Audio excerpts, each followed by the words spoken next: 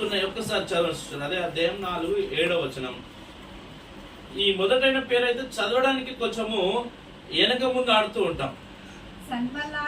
సల్మన్నాటును, టోబియాయును, అరబీలను, అమోనియులను, అష్టోదీయులను, యెరూషలేము యొక్క గోడలు కట్టబడిననియు ఈ వీటులన్నీయు కప్పబడిననియు వినినప్పుడు మిగులు కోపపడి యెరూషలేము మీదికి యుద్ధము వచ్చి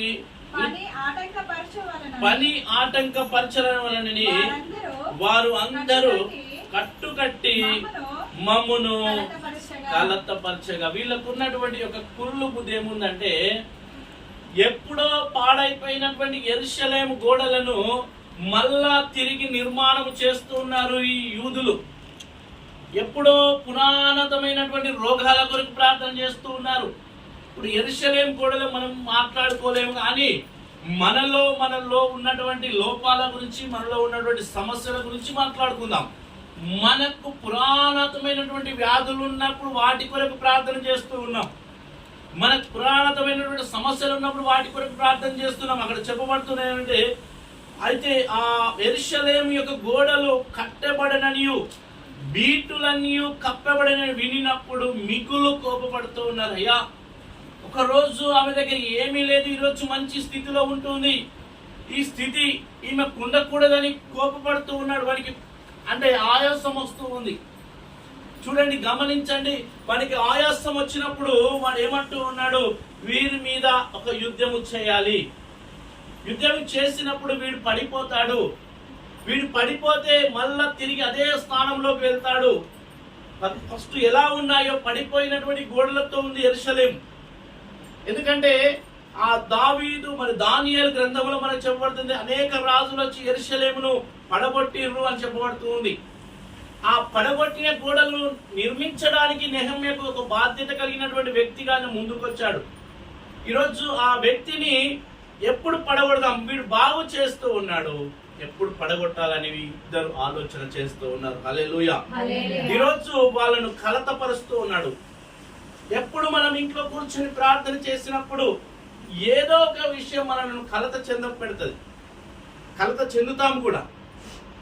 ఆ ప్రార్థన చేయడానికి మనకు కొంచెం వెనక ముందు అవుతూ ఉంటాం. ఈరోజు మన జీవితాల్లో ఇలాంటి కలతలు లేకుండా ఆయన చెప్తున్నటువంటి, నెహెమ్యా చెప్తున్నటువంటి చక్కటి మాట, అయ్యా మీ మధ్యలో భయంకరుడైనటువంటి దేవుడు ఉన్నాడు, ఆయన మహాగణుడుగా ఉన్నాడు. ఈరోజు ఆ మహాగణుణ్ణి మనము కొలుస్తూ ఉన్నాం. హల్లెలూయా. మహాగణుణ్ణి మనము ఆరాధిస్తూ ఉన్నాం. భయంకరుడు అంటే ఎవరికి భయంకరుడు అని అంటే, యథార్థంగా ప్రేమించిన వారికి ఆయన యథార్థత చూపిస్తున్నారు, కఠినుల ఎడల వికటము చూపిస్తూ ఉన్నాడు. హల్లెలూయా. ఈరోజు నీ హృదయం కఠినముగా ఉంటే కఠినముగానే చూపిస్తూ ఉన్నాడు, యథార్థంగా ఉంటే యథార్థతనే చూపిస్తూ ఉన్నాడు. అంటే మన జీవితాల్లో చాలా వరకు ఈ యొక్క వాక్యముతో ఉన్నట్టుగా ఉండాలని ఆశపడుతూ ఉన్నాం. వాడు మనల్ని పడగొట్టడానికి ప్రయత్నం. ఈరోజు మనకున్నటువంటి సమస్యలన్నీ కప్పబడుతూ ఉన్నాయి. మన యొక్క గోడలు కూలిపోయినప్పుడు, మన యొక్క జీవితము చాలా చివరి అంచు వరకు వెళ్ళినప్పుడు దానికి మళ్ళా తిరిగి జీవం ఇస్తున్నటువంటి దేవునికి మనం స్తోత్రములు చెల్లిద్దాం. హల్లెలూయా. ఎవరికి భయపడకుండా, అందుకే చెప్తున్నటువంటి మాట 14వ వచనంలో, మీరు భయపడకుడి, మహాగణుడైనటువంటి దేవుడు మన మధ్యలోనే ఉన్నాడు. ఈరోజు మహాగణుడు దేవుడు మన మధ్యలో ఉన్నాడు. మనము ఈ నివాసములు పడిపోకుండా కాపాడుకోవాలంటే, మన హృదయాలను పడిపోకుండా కాపాడుకోవాలి. నివాసములు అంటే నివాసములు ఇవి ఉంటాయి, పోతాయి, వీటిని గురించి మనం ఆలోచన చేయొద్దు. ఈ గోడలు ఏదన్నా రేపే ఎల్లుండో ఏదో భూకంపం వచ్చినా పదాపంచలుగా పగిలిపోయేటటువంటి గోడలు ఇవి. వీటి గురించి కాదు, కానీ దేవుడు అంటున్నాడు, మీ నివాసములు జాగ్రత్తగా చూసుకొనండి, మీ నివాసాల కొరకు యుద్ధం చేయండి. హృదయం అనే నివాసము దేవుడు ఆయన ఎక్కడ ఉంటానంటున్నాడు, హృదయంలో ఉంటాడు, దాన్ని కాపాడుకోండి అంటున్నాడు. హల్లెలూయా. దాని కొరకు యుద్ధము చేయండి అని చెప్తూ ఉన్నాడు. హల్లెలూయా. ఈరోజు దాని కొరకు మనం యుద్ధము చేయాలని చెప్తూ ఉన్నాడు. ఈరోజు హృదయము అనేక మాటల చేత గాయపరచబడుతుందేమో. యెరూషలేము గోడలు కూలిపోయినట్టుగా ఒక్కొక్క మూల ఎంతో వేదనకరంగా మార్చబడుతుందేమో. దేవుడు అంటున్నాడు అలాంటి సమయాల నుంచి కూడా బాగు చేస్తానంటున్నాడు. హల్లెలూయా. ఈరోజు మనందరినీ బాగు చేయ దేవుడు, మనందరినీ బాగు చేయ దేవుడు. ఎవరి కొరకు ప్రార్థన చేయాలంటే నీ కుటుంబం కొరకు. ఇక్కడ రాస్తున్నటువంటి కింద వచనాలన్నీ కూడా కొన్ని మాటలు కూడా మనం ఎవరి కొరకు ప్రార్థన చేయాలి అని, మీ సహోదరుల పక్షముగా ప్రార్థన చేయండి. ఫస్ట్ మాట. రెండవ మాట అంటున్నాడు మీ కుమార్తెల కొరకు ప్రార్థన చేయండి. ఇంకోటి మూడో మాట కుమార్తెల పక్షముగాను, కుమారుల పక్షముగాను, మీ భార్యల పక్షముగాను, మీ నివాసము మీకుండునట్లుగా యుద్ధము చేయడి. ముగ్గురి గురించి నలుగురి గురించి మాట్లాడుతూ ఉన్నాడు దేవుడు. ఈరోజు మనం ఎవరి పక్షముగా ప్రార్థన చేయాలంటున్నాడు. మొదటిగా మన సహోదరులు ఉంటారు, మన కుమారులు ఉంటారు, మన కుమార్తెలు ఉంటారు. ఇంకా వారి కొరకు ప్రార్థన చేయాలి అంటున్నాడు.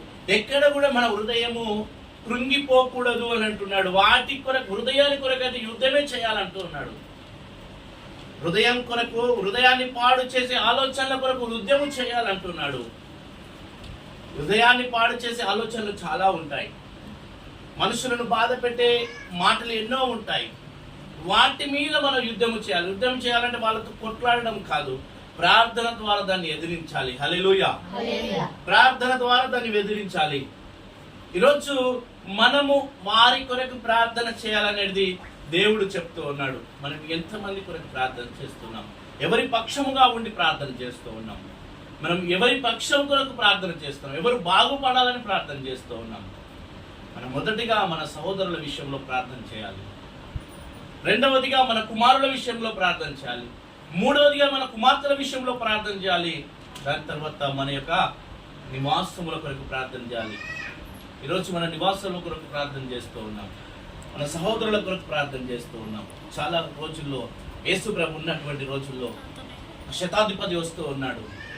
తన దగ్గర ఉన్నటువంటి ఒక సైనికునికి ఆయన చాలా రోగముతో పడి ఉన్నాడు.